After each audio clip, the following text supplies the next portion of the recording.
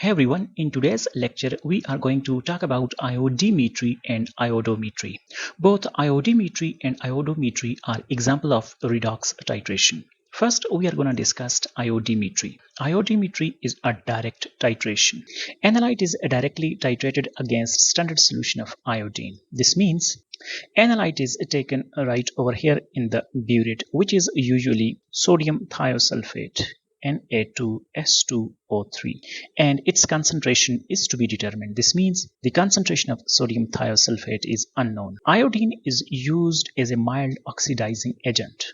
Iodine is taken right over here in this conical flask, but it should be noted that iodine does not get dissolved easily in water. That is why something else, that is a salt of iodine, is also taken alongside it. In most of the cases it is potassium iodide. So first, iodine, which is taken right over here, it actually reacts with potassium iodide to give us triiodidine. Since the reaction mainly lie towards right, now this iodine predominantly exist is I3 minus. In the ionic form, we can actually write it like this. I2, it actually takes 2 electrons and gets converted to 2I negative. And now this 2I negative reacts with iodidine that comes from potassium iodide and gives I3 negative. Before titration, this iodine, which is actually triiodide, but for simplicity we are taking it as iodine, reacts with indicator, and this leads to a deep blue solution. Actually, iodine and indicator reacts together to form a complex. So starch solution is actually used as an indicator. It should be noted that titration flask is used. I am emphasizing titration flask because in other version of this titration, which is iodometry, we actually use iodine flask. So this is actually a titration flask, and indicator is already added over here. As soon as iodine and indicator reacts together to form a complex, the solution turns blue. Still, we are not yet into titration. When the blue solution is formed, we start our titration. We let sodium thiosulfate solution, whose concentration is unknown, to drop down into titration flask. Now let's see what actually happens during titration. We can actually write this complex like this: I2 indicator. Now this complex is actually of a blue color. So what happens when sodium thiosulfate comes down? It reacts with this complex. That is, it actually reacts with iodine I2 and converts it into Na2S4O6 plus I negative. We can write the ionic equation like this: S2O3 negative 2 plus I2 S4O6 negative 2 plus 2I negative. And let me add 2 over here to balance the equation. If you look, you can see iodine gets reduced to iodidine, and similarly this thiosulfate gets oxidized to S4O6 negative 2. It should be noted that a standard solution of iodine is taken right over here in the flask, while sodium thiosulfate solution is of unknown concentration, whose concentration is to be determined by this titration. So what happens during titration? As the sodium thiosulfate solution comes down, it actually reacts with this complex to give us iodidine. When all the iodine from the complex is gone, the solution turns colorless. The solution turns colorless. And at that point, so what actually happens, this deep blue color gets colorless. So this is the end point, and here we stop our titration process to do the rest of the calculations. As you know, this iodine indicator complex is of a blue color, but iodide plus complex, they actually don't react. Let's look at an example to understand it comprehensively. So here we are. 25 ml 0.1 normal iodine solution was titrated against 50 ml of sodium thiosulfate solution. Calculate the normality of sodium thiosulfate. So again, sodium thiosulfate was taken in the burette right over here, as you can see, and standard solution of iodine is taken in the titration flask. So we can simply use this simple equation: N1V1 is equal to N2V2. Let's take N1V1 to be thiosulfate, and on this side we take iodine. As you can see, 25 ml 0.1 normal iodine solution was titrated. So the normality of iodine is 0.1 and its volume is 25 ml. It's being titrated against thiosulfate solution whose volume was used, that is 50 ml, and its normality is unknown. Now let's divide 0.1 into 25 by 50, and this gives us the concentration of sodium thiosulfate to be 0.05 normal. It should be noted that equivalence of thiosulfate is equal to equivalence of iodine solution. So this was just a single step process. Now let's look at the second kind of titration, that is iodometry. As you can see, it is an indirect titration. The analyte oxidizing agent does not react directly with the titrant. Analyte is an oxidizing agent. It is used to calculate the concentration of substance that can oxidize iodide ions to iodine.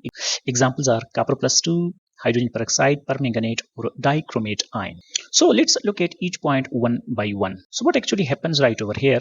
We take sodium thiosulfate right over here, Na2S2O3. Now this potassium iodide, which is actually the source of iodine, is present in this flask. It should be noted that the flask that we are using right over here is iodine flask. Iodine flask is used because iodine is generated in situ, which could escape from this flask. That is why a special iodine flask is used for this titration. It should be noted that potassium iodide also has two other substances.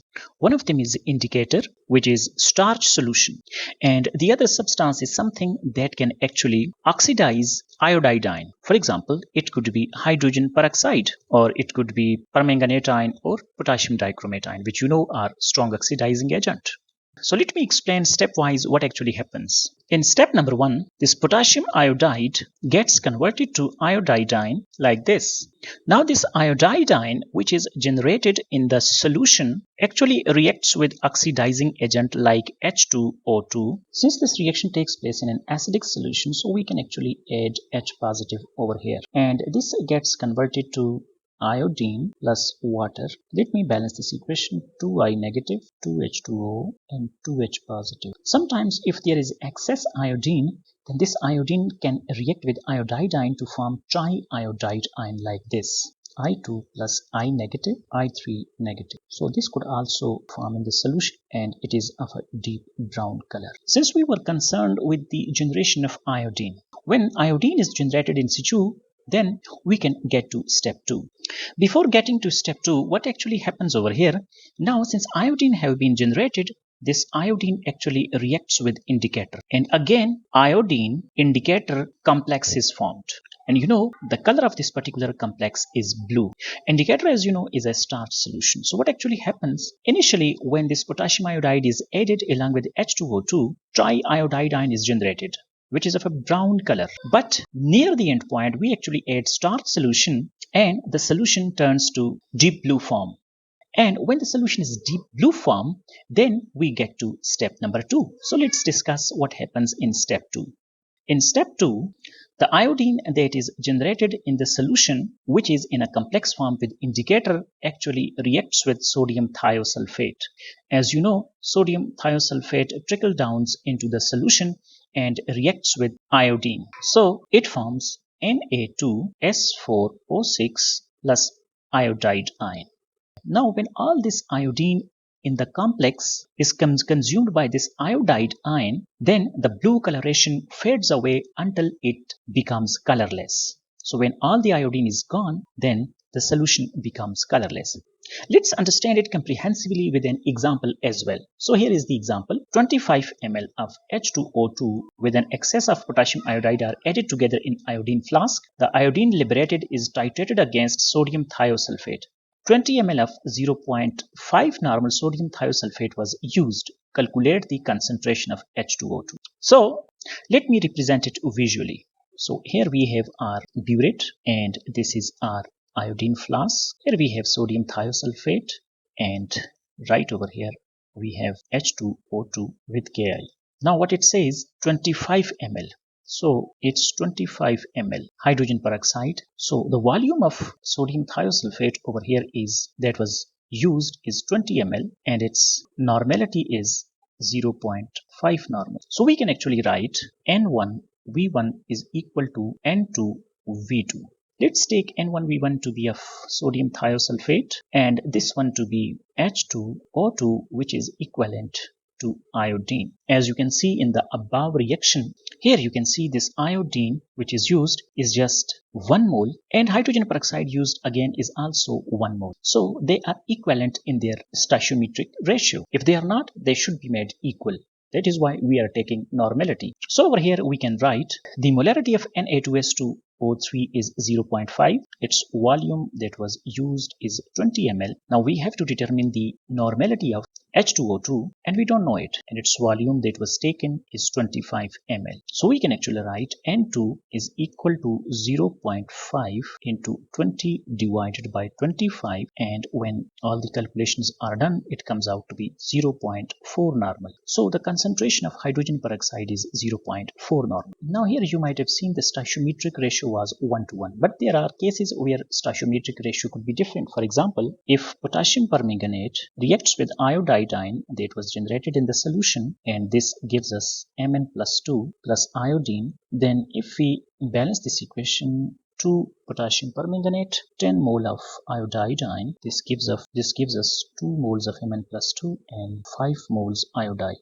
Now when this iodine is generated, I2, it actually reacts with S2O3 minus 2. This leads to the formation of iodine plus S4O6 minus 2, and let me balance it, 2S2O3. Now you can see 2 permanganate ion are equivalent to 5 iodine, which is equivalent to 2 thiosulfate. This equivalency must also be taken into account while doing these calculations. So that was it for today's lecture. I hope you have found this lecture useful. If you have any queries, please write them down in my comment section. Thanks for watching.